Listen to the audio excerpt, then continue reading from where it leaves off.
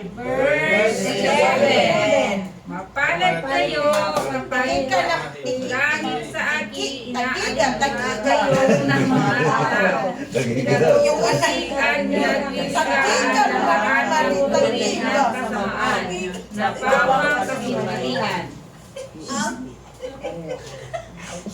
Si Ate Yang nila magbasa. Lagi ka daw. Ikaw na. Wait ka. Ate yung 5'11", Mateo. 5'11"?